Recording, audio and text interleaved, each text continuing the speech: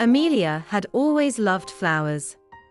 Their bright colors, delicate petals, and sweet scents seemed to provide her with an escape from the monotony of small-town life. So, when she stumbled upon an old, mysterious stall at the annual spring festival, she was immediately drawn to it. The stall was draped in faded red fabric and adorned with peculiar, twisted vines that appeared almost alive. Behind the stall sat an elderly woman with piercing green eyes, displaying a single flower in a small pot before her. The flower was unlike anything Amelia had ever seen. Its petals shimmered like liquid gold, exuding a deep and intoxicating scent, a blend of jasmine, honey, and an earthy aroma she couldn't quite place. The label on the pot bore a single word, Eclipse. "How much for this flower?" Amelia asked, unable to tear her gaze away. The old woman leaned forward and, in a low, hissing voice, replied, "It's a matter of courage, child. But if you want it, it's yours for $13. Amelia hesitated for a moment, but handed over the money.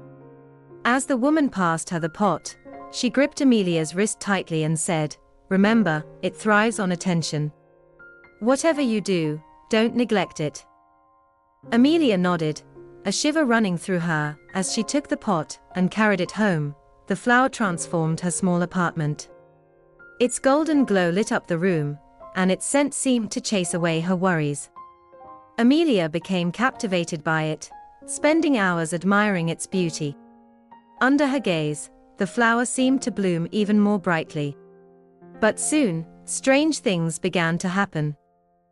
At first, it was small.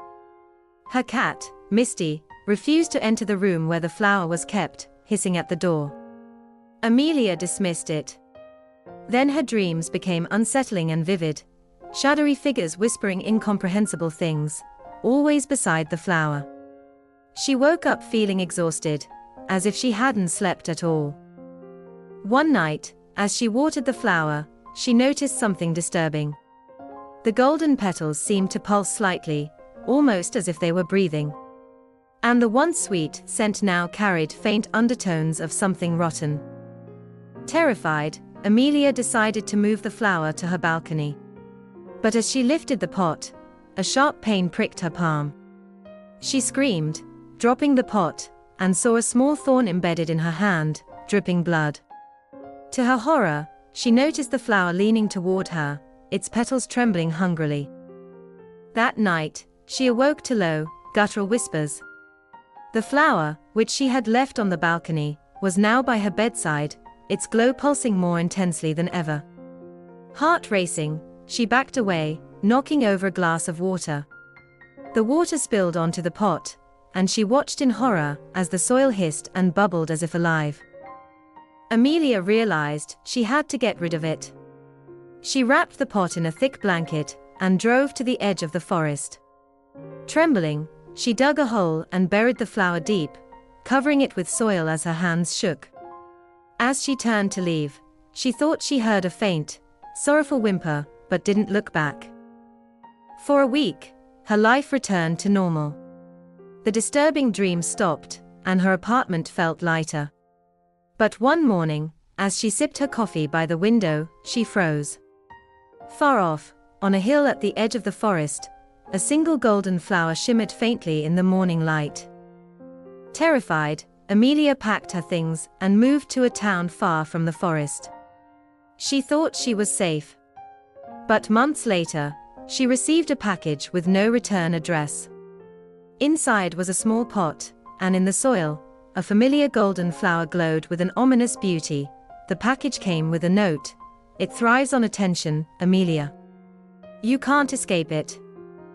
Amelia realized then that the flower wasn't just a plant, it was a parasite, feeding on her energy, her fear, even her very essence. As she stared at it, unable to look away, she felt its roots begin to creep into her mind. Her thoughts clouded as the words from the note echoed in her head, "You can't escape." The flower's petals shifted slightly, as if reading her thoughts. Amelia's fear seemed to fuel its growth. But this time, she decided not to give in. She had to end the curse. Grabbing the pot with gloved hands, She placed it on the table. The flower made a faint noise, like a hiss, almost a breath. Amelia stared at the pot for a long moment. "I don't know what you are," she whispered, "but you're not playing with me this time." She went to the library, poring over old mythology and botany books. She searched for anything about a flower called Eclipse. After hours of research, she found a clue: golden flowers.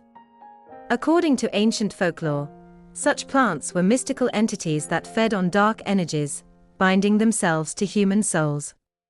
The only way to destroy them was to burn their roots completely. But it wouldn't be easy. Stories said the flower would defend itself against any attempt to destroy it. Despite her fear, Amelia prepared. She gathered a powerful flashlight, lighter fluid, and protective gear. Then she returned to the forest. At the spot where she had first buried the flower, she resolved to end it once and for all. Reaching the forest at night, the wind howled through the leaves. From a distance, she saw the golden glow of the flower. It was much larger now, its leaves spreading out like a small tree. Its roots writhed like snakes emerging from the soil. Amelia donned her gloves and began pouring lighter fluid over the flower. But as she did, it came alive once more. Its leaves let out a sound like a scream, and its roots shot out of the ground, wrapping around her ankles. Amelia screamed in terror, but didn't stop. She shone the flashlight on the flower and struck a match. As the spark hit the petals, flames erupted, spreading rapidly.